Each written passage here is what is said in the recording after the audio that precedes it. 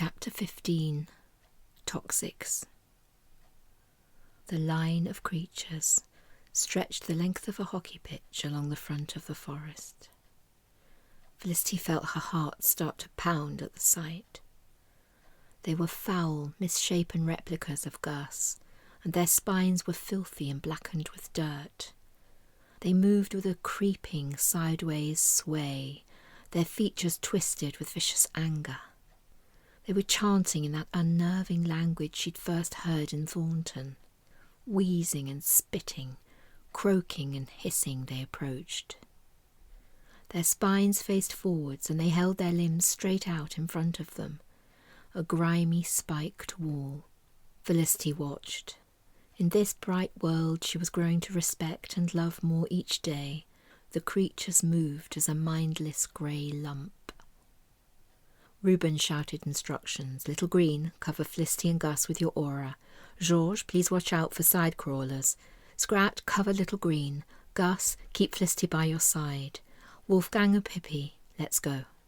But Felicity could no longer hear his commands as he was running with the Lupata, his right hand raised to halt the creeping line. Felicity watched the brave trio diminish in size as they crossed the space to the forest's edge.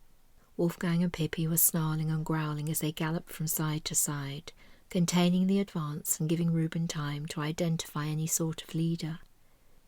Finally, a particularly disgusting, gnarled pair of TOXICS shuffled ahead of the others, who were jostling and whining as Lupata held them back with sheer determination and courage.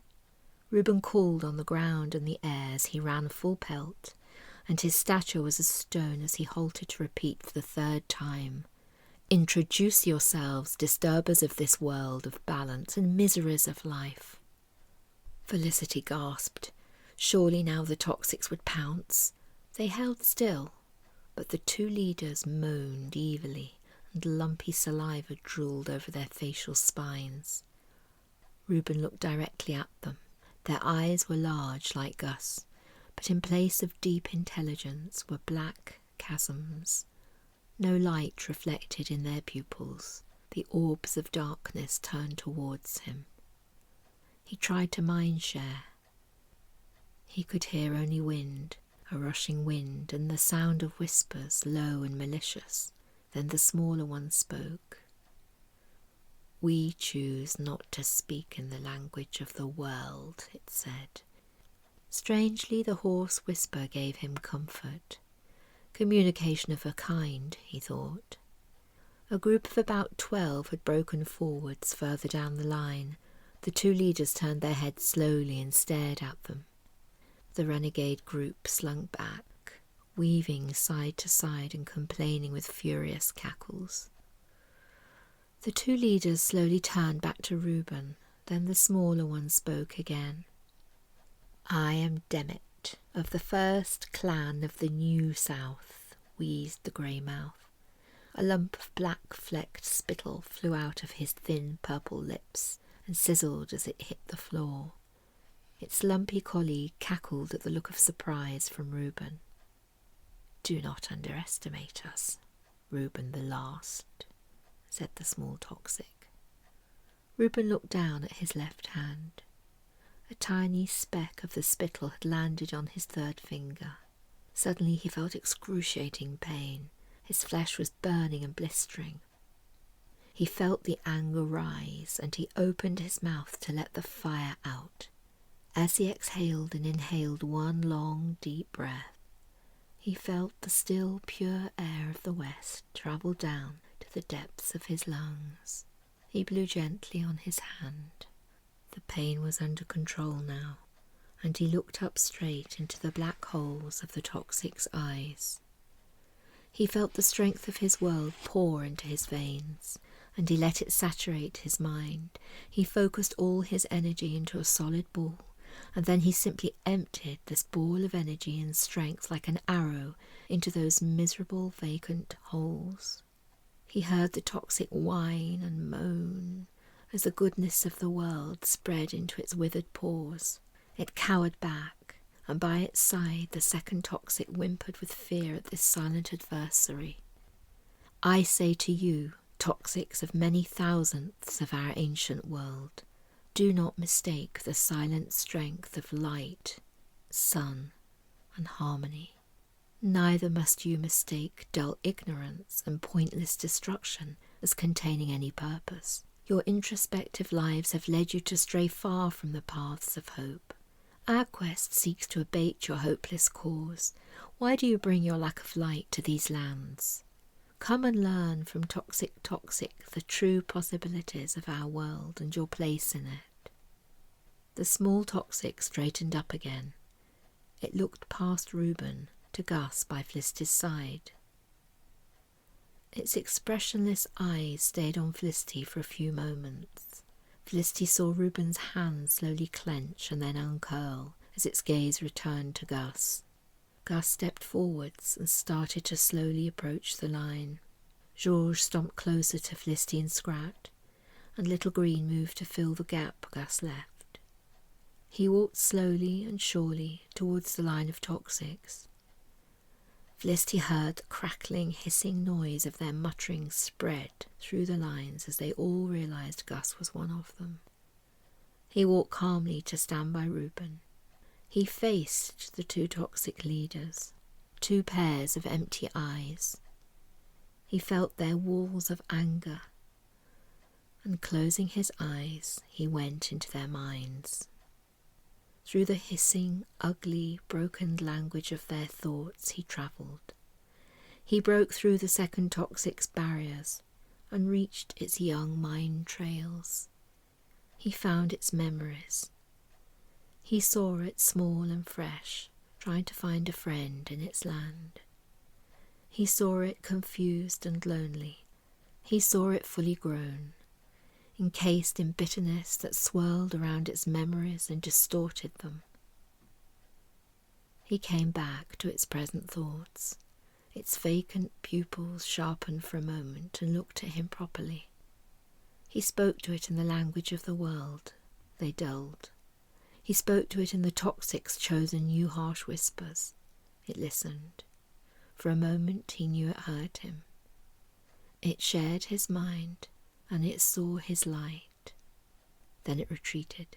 It looked at him, and its eyes were pools of sadness as it remembered the hope. He spoke to it for the last time before it shuffled away lone.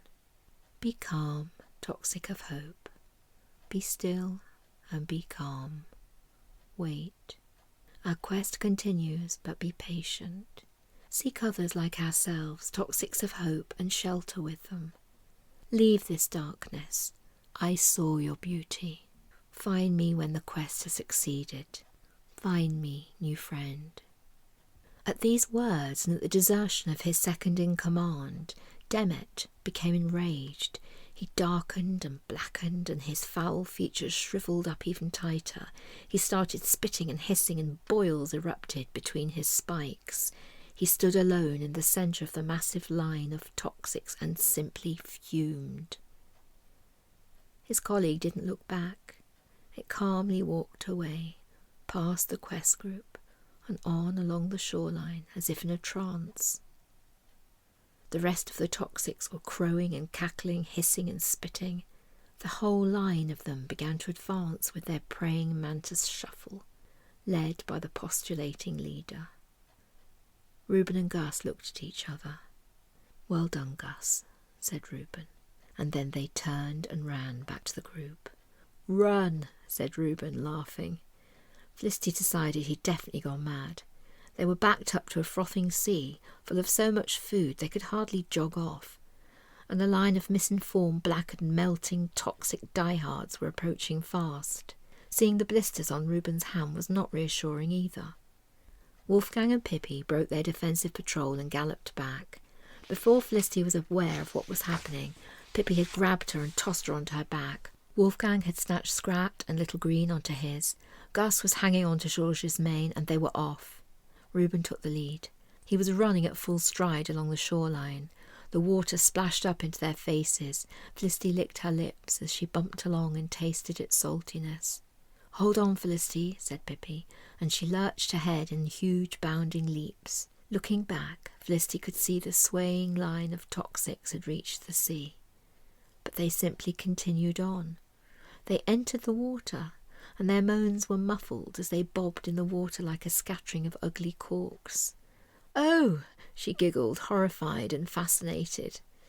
"Not their end, I'm afraid, Felicity," said Reuben. "They'll float with the tide and reach the shadowed south, which I think was always their leader's intention before they ran into us." "I wonder why so many were here in the Western Isle," said Georges.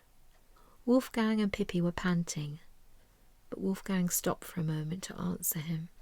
"I think that may have been the final gathering of strays from the West." "Yes," confirmed Reuben.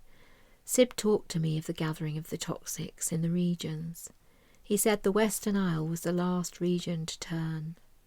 I think Demet the leader was sent from the shadowed south to harvest the final lost souls and take them back with him." With Sib's name just at that moment floated a small wave of despair. Felicity felt it like a thin tissue hovering between them. It was almost visible. Sib had still not returned. His sudden departure remained unexplained. The toxic party had been dark, so very dark. The sun slid behind a large cloud, and Little Green, from Wolfgang's back, held her slender arms up and began to sing. As her gentle young voice crooned its soft melody up into the sky, the shapes of the strata could be seen high above. They were still there, protecting from up high, realized Felicity, and gradually felt her shoulders relax as Little Green's magic renewed their hopes. Reuben came over and put his arms around her. She leant her tired head on his chest. He smelt strong and a little sweaty, but she didn't mind.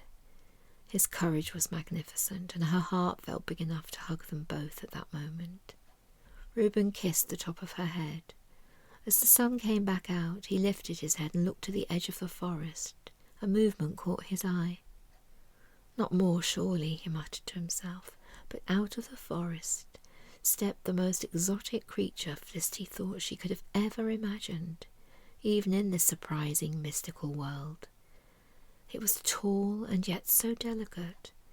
It was a plant, and yet its features were clear on its petal-framed face. It floated gracefully over to them across the sand. As it reached them, Felicity saw it was a beautiful woman. Well, a beautiful woman plant, she thought. "Hello, Reuben," said the plant. "Hello, Orchidia," said Reuben. He let go of Felicity and went to touch Orchidia. They touched foreheads, then noses, then lips. "Enough," thought Felicity, studying this interloper. Orchidia was mainly tendrils apart from her face. She reminded Felicity of an orchid her mother had once received from a secret admirer. Her face was the largest flower. Tiny flowers seemed to denote her hands and feet, and the rest of her was a swirl of delicate downy tendrils, like a chiffoned ballet-dancing orchid. Felicity ground her teeth. The rest of the troop seemed delighted to see Orchidia. Reuben turned back to Felicity, and he and Orchidia looked down at her from their lofty heights. And as Felicity faced this exquisite, fragile plant, she heard him continue, "Orchidia, may I introduce Felicity Isabel Penfold, and Felicity, may I present Orchidia 4000th, my enharmonic."